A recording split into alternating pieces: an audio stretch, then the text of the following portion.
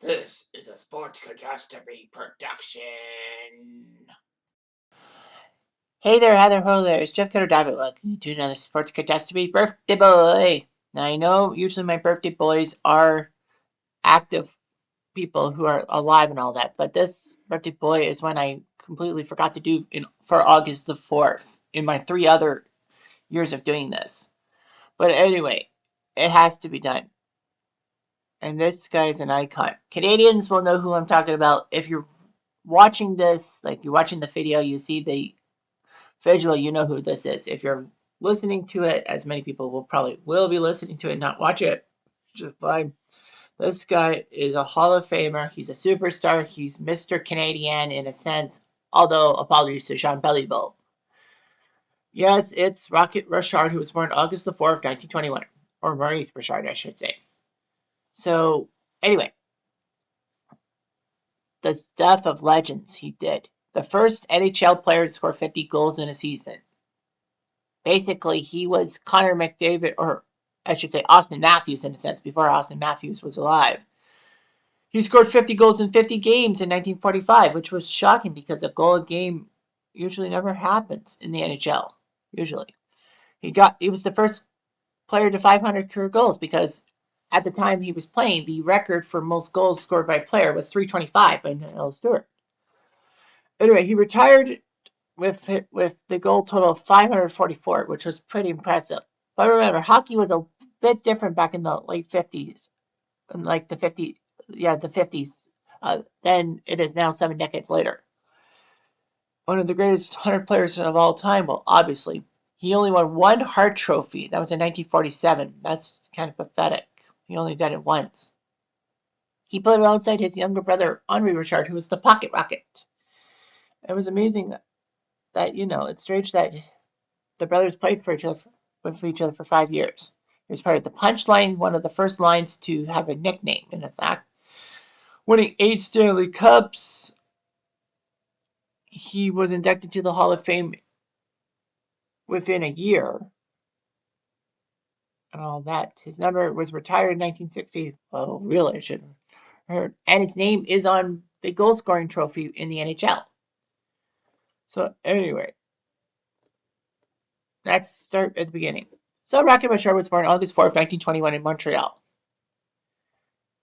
And Maurice was the oldest of 8 children. He had 3 sisters and 4 brothers. The Richards would struggle during the Great Depression. Well, lots of people did in the 1930s with the Great Depression and all that. His father lost his job with the railway in 1930, and the family had to rely on government aid, whatever they got, because, some Canadian federal aid was not really helpful to Quebecers. Of course, the anti-Quebec sentiment was much stronger a century ago. Anyhow, Richard's dad was rehired in 1936. When he was 4, he received his first pair of ice skates and went skate on local rivers. He didn't play organized hockey till he was 14. Hockey was his passion and all that.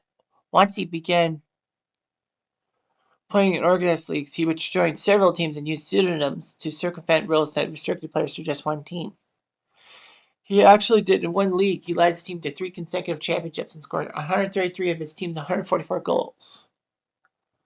At 16, he dropped out of school to work with his father as a machinist, going to a technical school. Then he joined Verdun, a minor league hockey team, and did well. They won the provincial championship, and Montreal had an affiliate in the Quebec Senior Hockey League in 1940 and was promoted.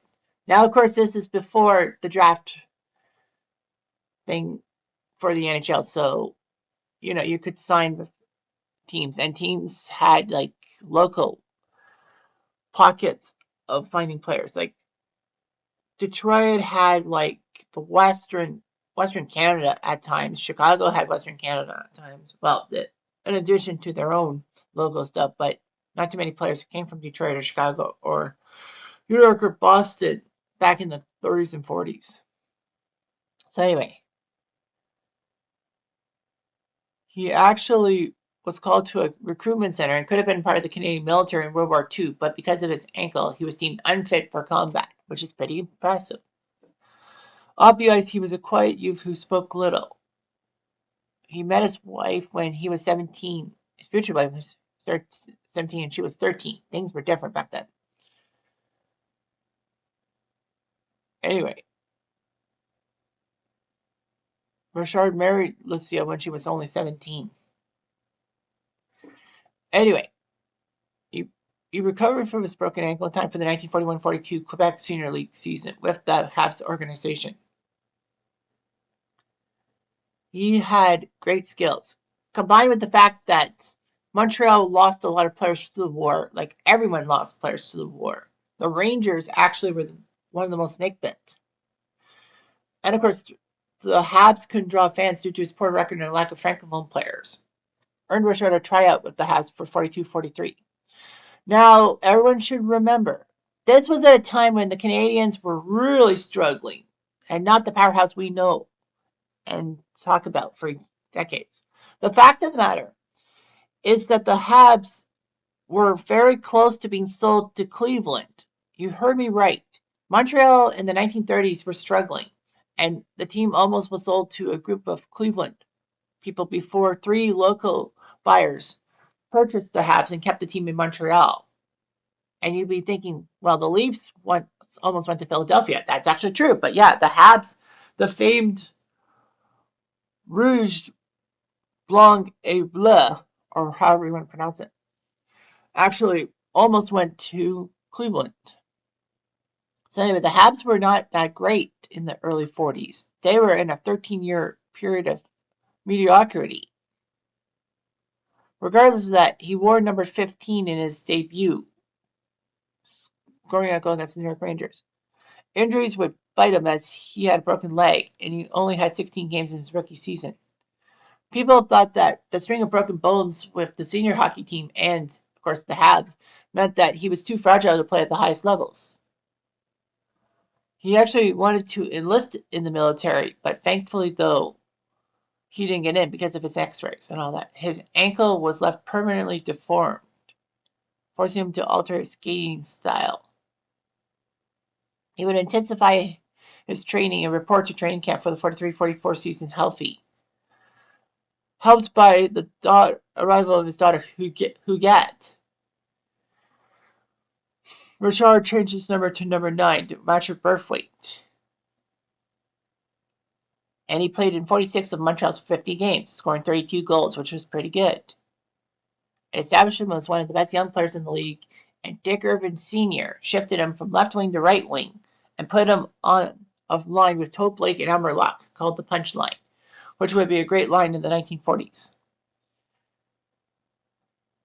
Montreal in the 44-45 season did fantastic and all of that. Jacques Richard was just amazing. Of course, the NHL season was only 50 games in 1945, and somehow, some way, he was trying to score the goal scoring record. He put up 8 points in a game, 5 goals, 3 assists against the Red Wings, December 1944. Those 8 points would be the NHL record for most points in a game until Sittler broke it in 1976. The huge story was that Richard actually achieved the feat after being exhausted from moving into his new home that afternoon, which was a stuff of legends. Regardless of that, he was about to set the NHL record for goals in a season. That record was 44 in the inaugural year of 1918 for Joe Malone. Of course, when goal scoring was actually not really that prominent, you couldn't do forward passing and all that. Richard broke the record in February 1945 against the Leafs. And players would take to violent efforts to prevent him from scoring, including slashes, hooks, and players who wanted to drape themselves on their back. Rocket actually managed to get to 50 goals with 2:15 left in a game in Boston against the Bruins, and they won the game 4-2. That record, that 50 goals, would be a record till 1961 when, well, Boom Boom did it. He got his 50th goal. That 50 goal mark was not surpassed, but Bobby Hall did it in 1966, scoring 54 goals. His 50 goals in 50 games would be unmatched till 1981 when Mike Bossy did so. Only 4 players got 50 and 50, including Brett Hall, Wayne Gretzky, and, of course, Mike Bossy. Richard would finish second in voting for the MVP behind Amber Locke. Unfortunately, the 1945 Habs, despite having one of the best teams of all time, faltered in the playoffs and lost the final to the Leafs. A lot of people said that his 50 goals were scored because the talent pool was diluted because of the war. Nevertheless, he put up 45 goals in 1947, winning the Hart Trophy for MVP for the only time in his career. And 5 more times he would be top 3 in Hart Trophy voting and all that.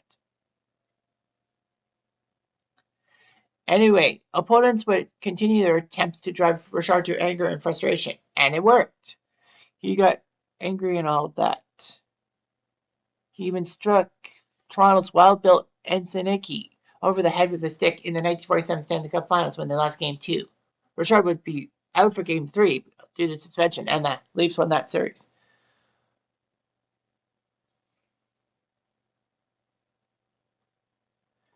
Richard wanted a pay raise, and the Habs refused. Fortunately, though, Richard came to his senses and capitulated and returned the team when the season began. The punchline was broken up when Toe Blake suffered a career-ending leg injury. Richard would have knee problems. He'd be okay and all that. In a famous game in the 1952 playoffs against Boston, Richard was checked by Leo Lebin and left unconscious. Even though he was dazed, he came into the game late in the third period with a large cut above his eye, being stitched. Richard was sent back on the ice in the final minutes and scored a big goal against Sugar Jim Henry. However, there's a famous picture of a bloodied and still disoriented Richard shaking hands with Jim Henry.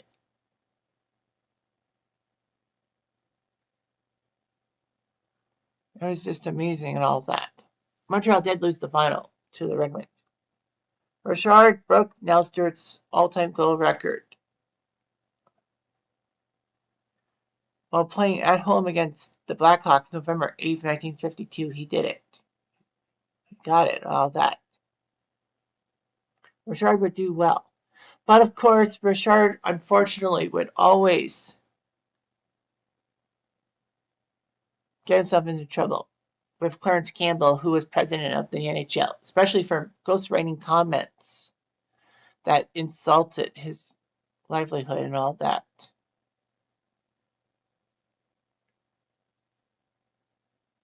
Anyway, Richard had gotten into trouble on March 13th, 1955 against Boston when Hal Laycoe struck Richard in the head with a stick. Richard retaliated by slashing viciously at Laycoe's head, and then, in a fit of rage, he punched a linesman when the official attempted to intervene. Unfortunately, this was one of many incidents that Richard got himself into, like violent incidents and all that. So Clarence Campbell decided to do something rash, and he basically expelled Richard for the rest of the regular season and the playoffs. Montreal fans were not too pleased because, Clarence Campbell, being English and all that, was sticking to the French side of things. So St. Patrick's Day 1955, the Habs and Red Wings played. Red Wings won that game 4-1. Richard attended the game by the goal judge, and Clarence Campbell somehow decided to attend the game, I think trying to show his bravado that he couldn't be stopped. Unfortunately, though, the fans were not too pleased, and actually one punched him, and then a smoke bomb happened. Little did people know that there would be tons of damage in Montreal, and Richard went on the radio and TV in both English and French to calm the fans down, and it worked. The Habs fans were okay and all that. Unfortunately, this would actually start what was known in Quebec as the Quiet Revolution, in that French Canadians would rise up and try to show they were equal to their English counterparts and all that. Of course, they had heavy-handed tactics with the FLQ and all that, and forced many prominent stuff like Bank of Montreal and a few other major businesses including the NHL head offices, to move from Montreal to Toronto. And all that. Unfortunately, though, the punishment also ruined Rocky Richard's chance to win the Art Russ Trophy for high scoring. That was teammate Bernie Geoffrion, and unfortunately, he would be massively booed and all that. Montreal did make the final, but lost Game 7 to the Red Wings. Richard was made captain in the 55-56 season and helped Montreal out. He put up great numbers. He was the first player in NHL history to score 500 goals against the Blackhawks October 1957. He would have injuries galore. I mean, he was getting old and all that. But still, he helped Montreal win 5 straight Stanley Cups, one of the greatest dynasties of all time. He actually reported to training camp for the 1960-61 season. But GM Frank Selke said he should end his playing career because he was risking serious injury. Richard actually did a good job in a training game, but then decided at age 39 the game was too fast for him. That Gordie Howe offered praise for his former rival. So anyway, there's humongous and all that.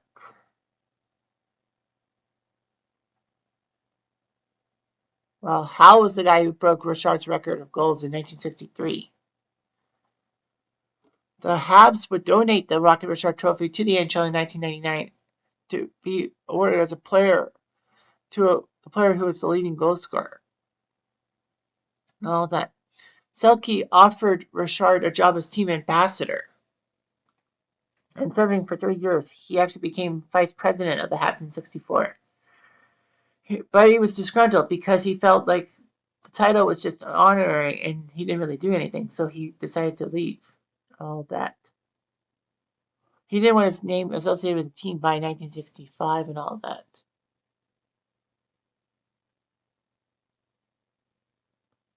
He would be a pitchman for dozens of products, including beer, hair dye, and children's toys.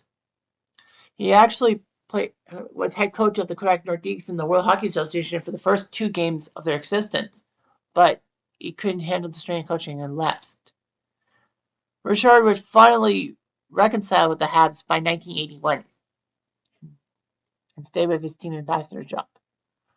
Richard and his wife lived in Montreal, raising 7 children: Huguette, Maurice Jr., Normand, Andre, Suzanne, Paulo, and Jean. They had 14 grandchildren. Lucille would die of cancer in 1994, and Richard had a companion late in life.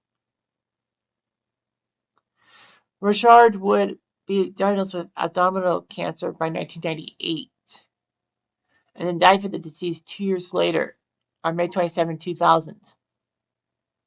He would get a video tribute before Game 1 of the Stanley Cup Finals between the Devils and Stars. He had a massive legacy. The Habs retired his sweater number right off the bat after he retired in 1960. The Hall of Fame waived its waiting period and inducted him in the Hall of Fame in 1961. He was one of the inaugural members of the Order of Canada in 1967, given a star on Canada's Walk of Fame in 1999. He was a popular icon within Quebec. And he was even the star of his own children's book called The Hockey Sweater in 1979 by Rourke Carrier. Carrier wrote of how his friends would all emulate Richard's style and mannerisms and all that. It was made into an animated short which entrenched Richard's image as a pan-Canadian icon.